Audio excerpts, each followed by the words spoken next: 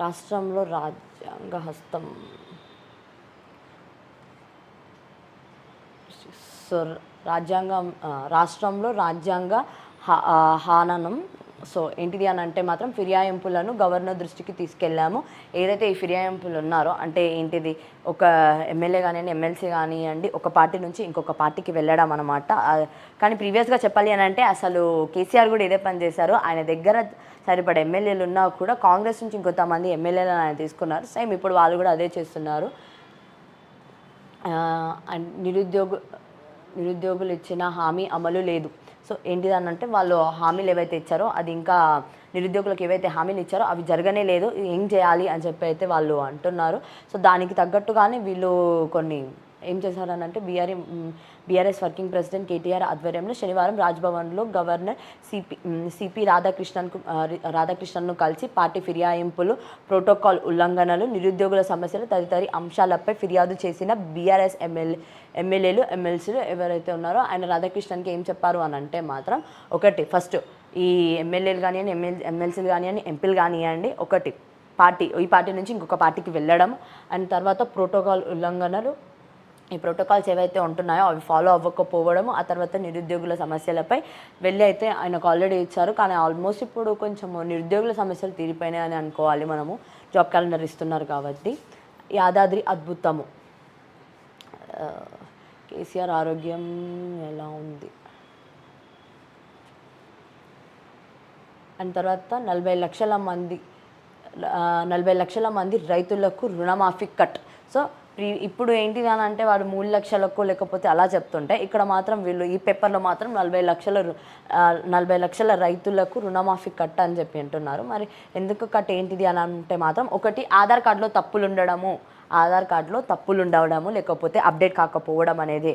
So ఇది మనం ఎప్పటి నుంచో చూస్తున్న విషయమే. ఇది కొంచెం వాళ్ళకి చాలా యాంటీగా రాశారు. 7 కోట్లు అసెంబ్లీ సమావేశాల్లో జాబ్ క్యాలెండర్ మనం అన్నీ చూసేసాము. అండ్ సేమ్ ఏ పేపర్లో చూసినా కూడా ఇవే న్యూస్ ఉంది.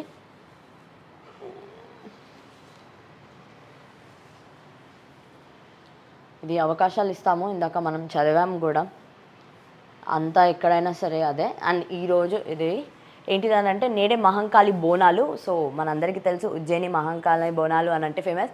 అసలే తెలంగాణలో బోనాలు అంటే బాగా జరుపుకుంటారు. మరి అలాంటి బోనాల పండుగకి ఖచ్చితంగా అందరైతే మంచిగా సంబరాలు చేసుకొని అమ్మ మమ్మల్ని కాపాడమ్మ, మాకు ఎలాంటి అనారోగ్యం రాకుండా చూసుకో తల్లి అని చెప్పి అయితే ఆ తల్లిని మొక్కుతారు ఈ కాలం అంటే ఆషాఢ మాసంలో. సో ఆషాఢ మాసంలో బోనం ఎత్తుతున్నారు.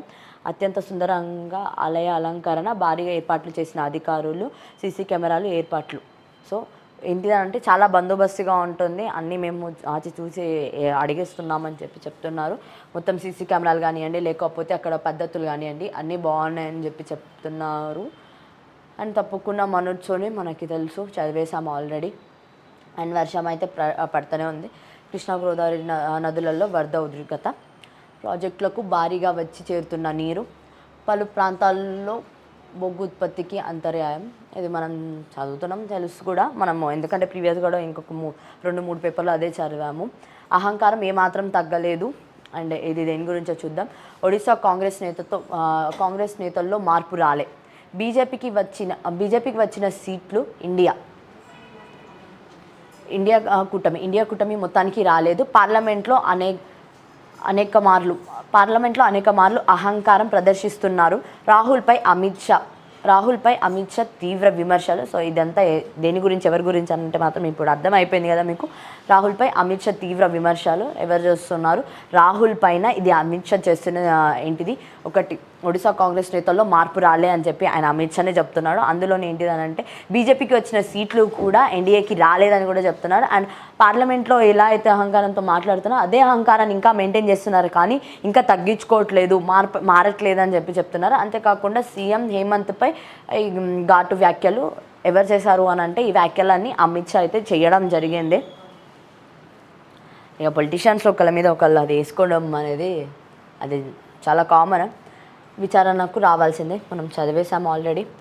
పర్యాటక ప్రాంతాలను గుర్తించాలి. సో ఇప్పుడు రెయినీ సీజన్, ఈ రెయినీ సీజన్లో ఎలా ఉంటుంది అని అంటే మాత్రం పర్యాటక ప్రాంతాలు అంటే ఈ రెయినీ సీజన్లో అందరూ వెళ్ళాలి అనుకునే టూరిజం స్పాట్స్ ఏవేవైతే ఉన్నాయో అవి తెలంగాణలో వాటర్ ఫాల్స్ ఎక్కడున్నాయి, ఏమున్నాయి అవన్నీ గుర్తించాలని చెప్పి ఆయన చెప్పడం జరిగింది. ఏంటిదనంటే ప్రజలు వెళ్ళేలాగా ప్రమోట్ చేయాలి, అంటే ప్రజలు వెళ్ళేలాగా ప్రమోట్ చేయాలి. ఎక్కడికైనా మనం వెళ్తున్నామనంటే అక్కడికి ప్రజలు వెళ్ళేలాగా. అండ్ తర్వాత పర్యాటక అధ్యయనంపై దృష్టి పెట్టాలి. ఏదైతే ఈ పర్యాటక ఉందో దాని మీద మనము దృష్టి పెట్టాల్సి ఉంటుందని చెప్పి ఆయన ఒక మాట చెప్పడం జరిగింది.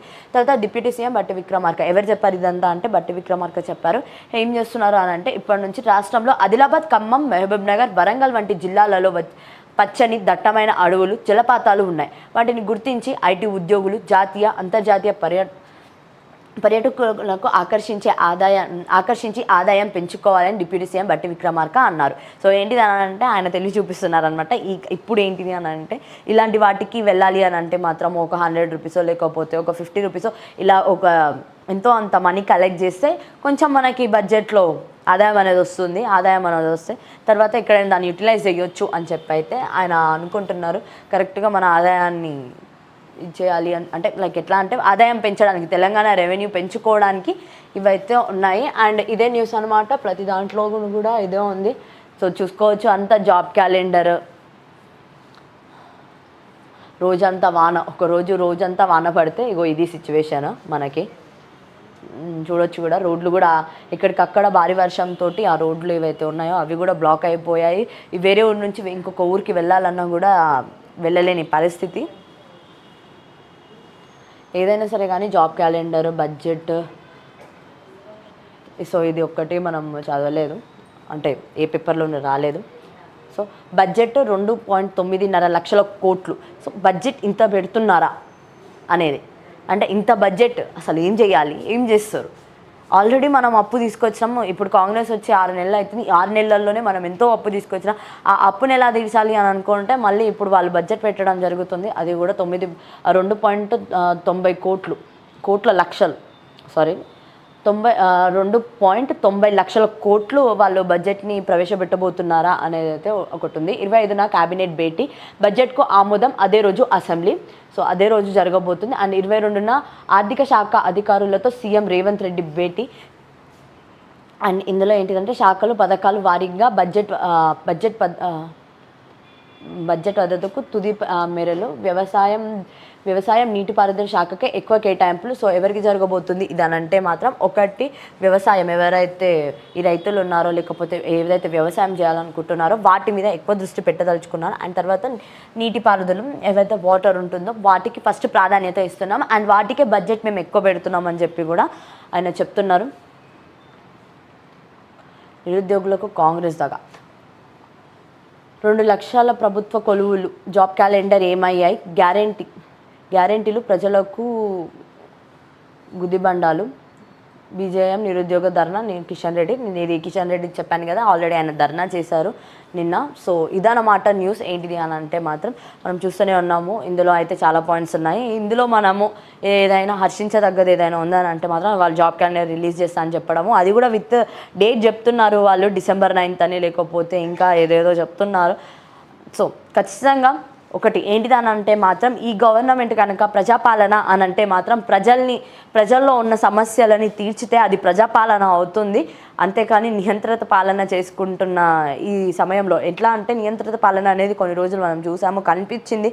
ఎక్కడ అని అంటే నిరుద్యోగులు మాట్లాడనీయకుండా తీసుకుపోవడం, నిరుద్యోగులను అరెస్ట్ చేయడము, ఇలాంటివన్నీ జరిగాయి. ఇప్పుడు మనం చూస్తున్నా కూడా అలాంటివి కాకుండా కొంచెం ఇప్పుడు వాళ్ళని పిలిపించి వాళ్ళకి అర్థమైపోయింది తీవ్రంగా వ్యతిరేకిస్తున్నారు నిరుద్యోగులు అని చెప్పి. సో దానివల్ల వాళ్ళైతే కూర్చోబెట్టి